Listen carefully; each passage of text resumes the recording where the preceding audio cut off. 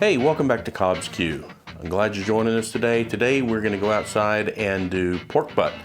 And this was probably one of the first things I learned to do on a smoker, and I found a recipe 20 something years ago and I haven't swayed from it. I absolutely love this rub. So that's what we're going to do today. And at the same time, I picked up a Thermowork Signals device along with their Billows. So I'm going to compare that along the ride with my CyberQ Cloud to see how it functions and see if it's around the same accuracy as what I'm familiar with. I do plan to get a full night's sleep once I start this, and I don't want to have to worry about the egg, so hopefully we'll see that line pretty straight throughout the night, and then I'll wake up around 7 and we'll get going. So with that, let's go ahead and get a rub together. We're going to walk through everything, and hopefully you enjoy the video.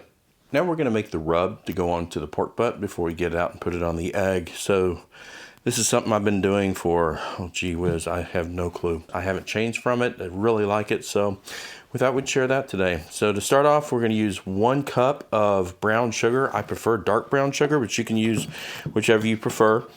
If it's really packed, we're going to break it down after a bit. And if a trick that I've done when it's really packed is I'll just throw it in my blender for a little bit and mix it all together and just make sure this is nice and smooth and all the lumps are out before you put it onto the pork.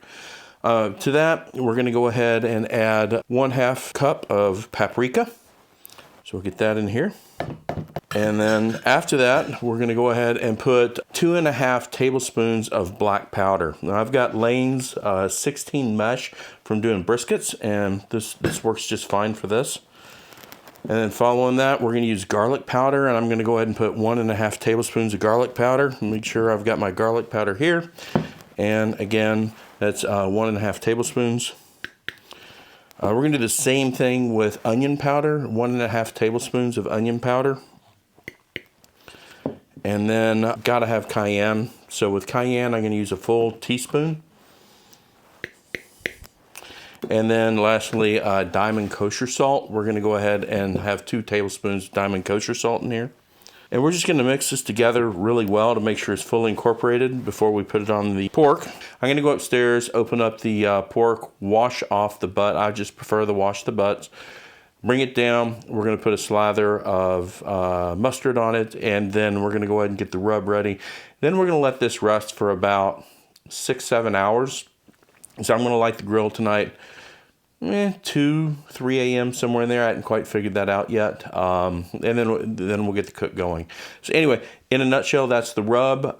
We're just going to go thin it out a little bit. Then we'll come back down here and we'll put it on the pork butt in a bit. So we've taken the pork butt upstairs, washed it off, got it dry. Now we're going to go ahead and bring it out. I got to be honest, I am very disappointed in this Costco pork butt. I'm saving one of the 2 pork butts that came in the package so I can do some taco al pastor. However, the larger one, they really just scored the fat right off the top. I don't know what the heck the butcher was thinking here. I wish they would leave the bone in. There's nothing like pulling a bone out of a freshly cooked pork butt, but they literally butchered the heck out of this one. But you know, it's what we have, and we're going to make it great. So first thing I'd like to do is put a mustard binder. It doesn't have to be a lot, just enough to cover. The fat side is going to be my presentation side, although that's really going to just be a wonderful presentation, so I'll try to push it together. Again, I have no clue what the hell the butcher was thinking. Excuse me, what the heck the butcher was thinking when he did this one, but it's a mess. Nonetheless, we got it. The rub that we made upstairs, you'll notice that I got black tape around it. It's because the only thing I had to put it in was another type of blend that I purchased somewhere. It was empty, so I didn't want their name on it, obviously. So we've got this, and we're just going to completely cover this. I want it completely covered. I did take this up and put it through the processor. We're just going to open it up, and we're going to put the rub on the inside too, wherever these cuts were, just because, you know what, that's going to be flavor down inside the meat when we pull it, so it doesn't hurt to add a little bit in there. And again, we're going to let this rest for a little while with the rub on there so it can soak down into the pork. Big cut of meat. Okay, I think we're looking pretty good, minus again that wonderful hole. We're going to place this back into a tub. We're going to put it back in the fridge, and I'm going to pull it out probably about the time that I like the egg tonight. So if it's going to take the egg 45 minutes or so to come up to temp, this will have been sitting outside of the fridge the same period of time before putting it on. So I'm going to quickly just show how we're going to get this set up. We're going to be starting around 3 a.m. so it's going to be awful dark out here. So we've got a bunch of B&B lump charcoal in here that's hickory. We've got some hickory chunks, and I'm only going to use 2 of these starters today. And like I say, we're going to start this around 3 a.m. Hopefully get those on around 4 a.m. I might back it up an hour, it just depends, and we'll see how that works since we fall back tomorrow. I want it to be light enough when we get everything off, let it rest for a little while, and be able to open it up. Just for fun, we're starting to play with our new toy. We'll see how this works out here. And now we're gonna go ahead and get the grill set up, how we're going to put that together. Okay, we've got the expander system in now, and basically we've only gonna use the lower section of the expander system. We've got the plate setter in, a drip pan, and then just the large grill set. We'll put the pork butt right in the middle of that, and this is the configuration that we're gonna use to smoke a single pork butt. So one thing I noticed is the bellows, when I put it on, doesn't sit in there like I'd like when I go to close it. It's very loose. So what I'm going to do is I have a little metal piece from my CyberQ Cloud. When we place this in, we're just going to push this up. I'm trying to do it one-handed, and I'm sorry. But when I push that all the way up, that'll hold this in place. And now we can close this, and it won't fall out. It won't slide around. Okay, so it's a little after 1:30 in the morning, so we're going to be kind of quiet and not wake up the neighbors. We're going to go ahead and get this started by lighting only 2 of the starter bricks. And we're going to let that go for a few minutes before we put in the plate setter, just to make sure it's really going. Okay, let's go ahead and put the plate setter in. Again, we're going to continue to let that go for a minute with the lid open. Go ahead and get our pit probes ready. We're going to test out the new Thermoworks. We're going to do that, and we're still going to use our CyberQ Cloud just to evaluate the difference. Get a pit probe from the CyberQ Cloud. Here, we're going to take a pit probe. Keep those fairly close together. Yeah, I think we're good. I'm going to shut the lid. And we're just going to open this up. And we'll dial in 230. Okay, we're getting next to 220 now, so I'm going to go ahead and put the smokestack lid on to get the top dampener set. Close the lower vent. And we're just going to let this sit for a little while and get situated. Right now, the bellows is saying it's 258 at the grate. The Share My Cook is telling me that it's 214 at the grate. So there's a difference now between the pit probes. Okay, we've settled in about 245, 250 degrees. We're going to go ahead and get the pork butt on.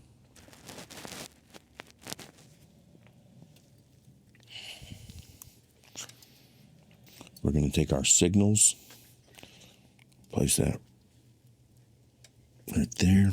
And we're going to take ours from the CyberQ Cloud, plug it in there. And again, today we're just trying to find out what the differences are. I find it interesting that there's about a 10 degree, 12 degree difference between the signals and the CyberQ Cloud as far as the pit probe. I've always trusted the pit probe on the CyberQ Cloud, so it's going to be really interesting to see how this works out.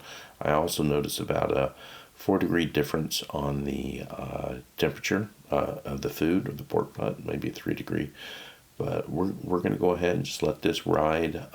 It's 2:15 in the morning. I'm going to go ahead and crash till 7 a.m.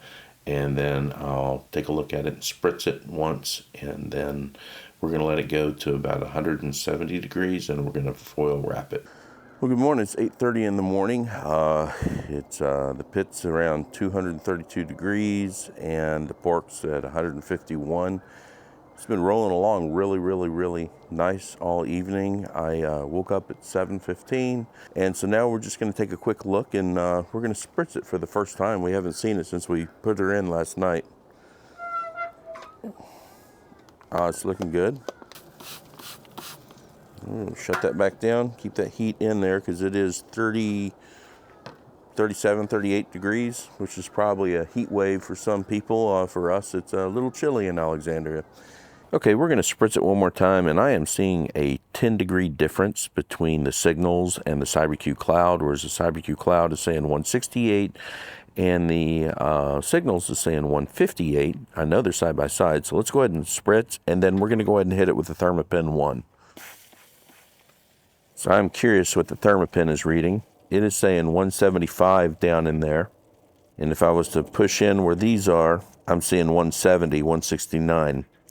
So basically, this is telling me that the Signals is off by 10. Yeah, the Signals is off by 10 while the CyberQ Cloud is pretty much on money. Since it's saying 170, we're going to go ahead and wrap this. Now that our Thermopin 1 has told us what the true temperature really is, we're ready to go ahead and wrap this. So let me pull it out. I'm going to set the temperature probes aside for now.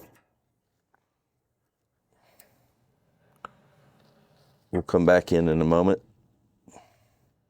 Take this. I know it's a lot of foil. I just like to make sure I have plenty, so I wrap them together.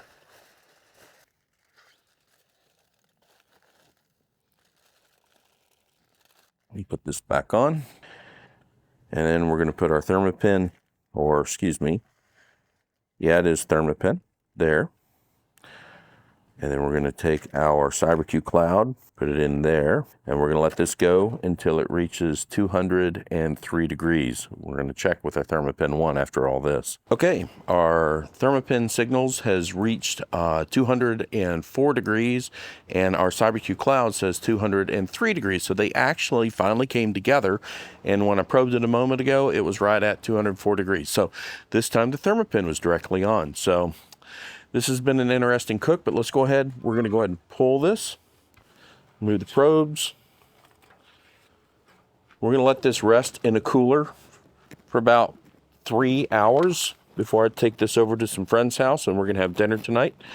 I'm going to put it in a full pan and wrap it in a blanket, and then I'm going to fill empty space with a couple extra blankets, and we will be ready to pull over at their house in about 3 hours. Okay, well, hey, here we go. It is time to finally pull this pork. I'm joined today with my good buddy, Anthony, and it's really exciting to come here and share it with his family. So if you don't mind, let's go ahead and let you do the honors today. Excellent, thank you. It's been a while. It's nice, like opening a Christmas Day present here. Yeah, that one you can just lift straight out. Okay. And then what we're going to do is when you undo the foil here, let's go ahead and pour the fat into this. So just open up this side here, make a funnel, and then pick that up and just pour it directly in here. Very good. Okay. And all we're going to do is separate any fat and be able to pour the juices right back over the top of it. All right. Now this should be easy enough. I have bear claws, but I think you can probably just pull it with your fingers. See what you think. See if it's easy enough, and is it still warm? Yeah. That is moist. That is warm. That is phenomenal. Look at that. How nice that just comes apart. It's awesome. That is tasty right there. Well, you say it's tasty. Do you know that for a fact? I can tell. Anything you make is tasty. I say maybe you need a taste test there. I think so. Let's try it.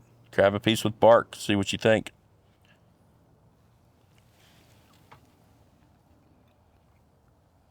That's phenomenal. Phenomenal. That'll work? That'll work. All right, well, let's go ahead and we'll tear this thing completely apart. Then we're going to stick it back in this tray. Then we can bring it in and let the family enjoy. Excellent. This is going to be great.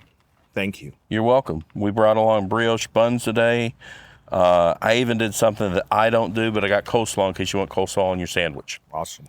Put this here, and then to make sure that we still have all that beautiful juice, Look at that. we just pour it all back on, watching that fat level, and stop just before the fat comes. And now it's time to eat some pulled pork. Are you ready for this? I'm more than ready for All right. Do you think your kids are ready for this? You ready for this? They're ready I for got it. some thumbs up. All right, well, hey, we're gonna close it down now. Thank you for watching this little bit longer video because we had both the Signals and the CyberQ Cloud going head to head in measuring the cook. Now it's time for us to eat, so we hope you take a moment. We hope you like. And subscribe. And thanks again so much for joining us today. Have a wonderful day.